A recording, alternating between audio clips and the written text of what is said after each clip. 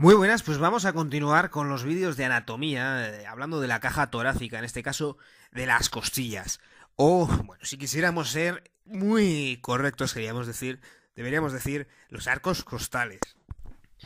Estos arcos costales, que diríamos, si quisiéramos ser especialmente precisos, unen las vértebras torácicas con el esternón.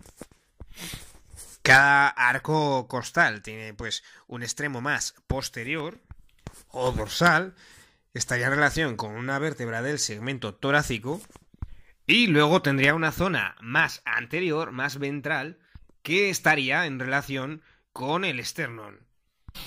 Pero no todo el arco costal es igual. Tendría una parte ósea, que esa sería propiamente dicho la costilla, y luego tiene el cartílago costal, que estaría en la parte anterior, la que se une al esternón.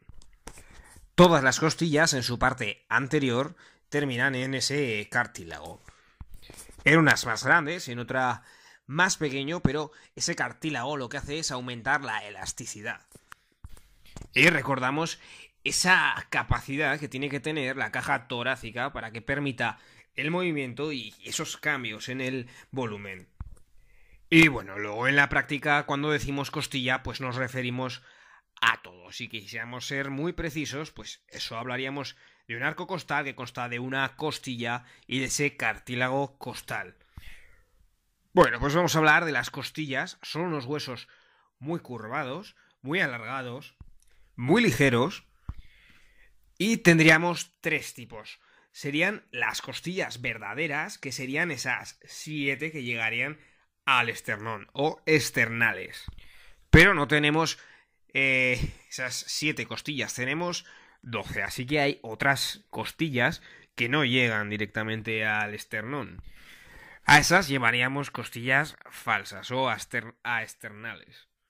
De esas costillas falsas, que serían desde la 8 hasta la 12, las tres primeras, que serían la 8, la 9 y la 10, pues no se unen al esternón, pero sí que se unen mediante los cartílagos a las costillas que tienen, bueno, situadas superiormente.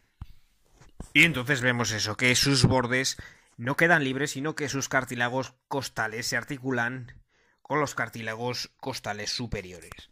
Así que indirectamente sí que se unen al esternón, pero siempre decimos eso de manera indirecta. Pero bueno, luego tendríamos las dos últimas costillas que quedarían libres. No se unen ni al esternón ni a ningún cartílago superior. Sí que tienen un pequeño cartílago, que bueno, aquí no se aprecia, pero la punta sí que sería levemente, pues, tendría un trocito que sería cartilaginosa. Bien, pues ahora vamos a centrarnos y vamos a ver un poquito a fondo cómo sería una costilla típica. Independientemente de que sean falsas o verdaderas, de que lleguen al esternón o no, hay costillas típicas y costillas atípicas. Así que bueno, vamos a primero a comenzar por lo que son las costillas típicas. Bien, pues las costillas típicas serían desde la tercera hasta la... bueno, en algunos sitios pondrá que es hasta la novena y algunos hasta la 10ª. Bueno, pues fijaros, vamos a comenzar viendo lo que sería el extremo dorsal, el extremo posterior. En ese extremo posterior nos vamos a encontrar, bien, lo primero, la cabeza de la costilla. Esa cabeza de la costilla va a tener una zona articular para el cuerpo vertebral. O, mejor dicho, para dos cuerpos vertebrales, porque esa cabeza de la costilla va a estar dividida para dos zonas. Tendría dos hemicarillas, dos fositas diferentes, que se van a articular, cada una de ellas con una vértebra diferente.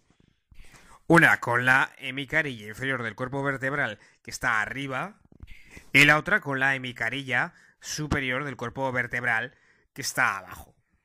Que este sería el que tiene el mismo número que la costilla.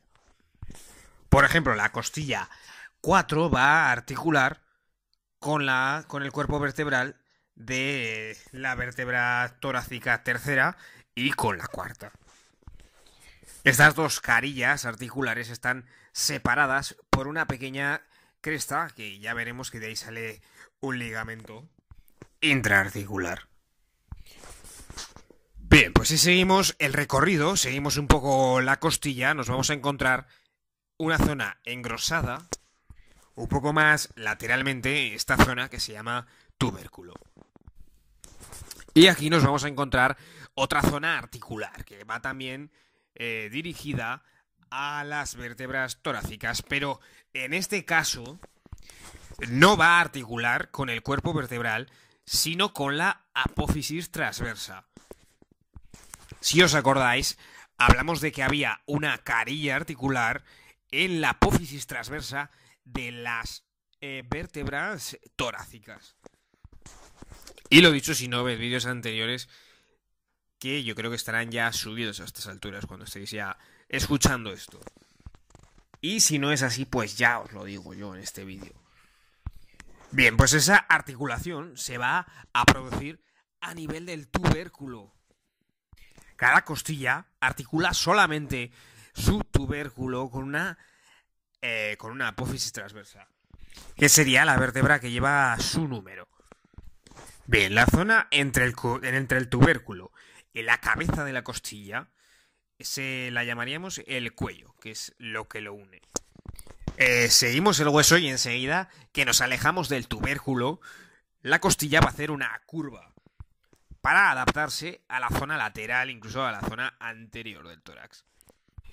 Y esta zona se llamaría ángulo. En el ángulo hay un cambio de dirección relativamente brusco y toda esta parte de la costilla, que ya no es cabeza, ni cuello, ni tubérculo, se llamaría cuerpo de la costilla. Y al llegar a la zona anterior ya sabemos que la parte ósea de la costilla da paso a la parte cartilaginosa. Y otra característica de las costillas típicas es que por la parte inferior hay un pequeño surco por donde van a transcurrir pues también elementos vasculonerviosos, que serían la vena, la arteria y el nervio, que son segmentarios. Y estarían pegados al borde inferior de cada costilla. Bien, pues con esto todo de las costillas típicas. Pero luego tendríamos otras que son las costillas atípicas, que serían un poquito diferentes. La primera costilla, por ejemplo, es bastante diferente. Es mucho más corta, mucho más ancha, está aplanada y también tiene ahí la cabeza, tiene el tubérculo. Luego tiene aquí una serie de relieves y ahí se apoyarán la arteria subclavia y un poquito más anteriormente la vena subclavia. Y entre los surcos de la vena subclavia y la arteria subclavia nos encontraremos un tubérculo donde ahí se insertará un músculo que, bueno, lo veremos más adelante cuando veamos el cuello. Y sería el músculo escaleno anterior. Otra característica de la primera costilla es que no tiene surco. Bueno, luego tenemos la segunda costilla, que también la consideramos atípica, pero bueno, es mucho menos atípica. Es casi típica, ¿eh? Lo único que vemos que es un poco diferente es este relieve que tendría aquí en la zona lateral. Y es un tubérculo donde se insertará el músculo serrato anterior. Pero bueno, por todo lo demás es una costilla típica. Bien, luego la costilla 10, que en algunos libros lo pondrá que es una costilla típica y en algunas lo pondrá como que es atípica. Y en algunos libros pondrá que no tiene dos carillas articulares, sino solamente una. Pero bueno, es así. En unos casos es típica y en algunos pues es atípica. Y bueno, es una variante anatómica que, por ejemplo, pues en el Prometheus viene como típica, pero me parece que en el Grey viene como atípica. Pero bueno. Y bueno, lo vais a encontrar de las dos maneras. Y esa atipicidad, en el caso de que la haya, pues consiste en que la cabeza solo tiene una carilla articular, no tendría dos. Para articularse con dos cuerpos vertebrales diferentes o solo articularse con uno. Y esto también sucede con la primera costilla, que articula únicamente con la primera vértebra torácica.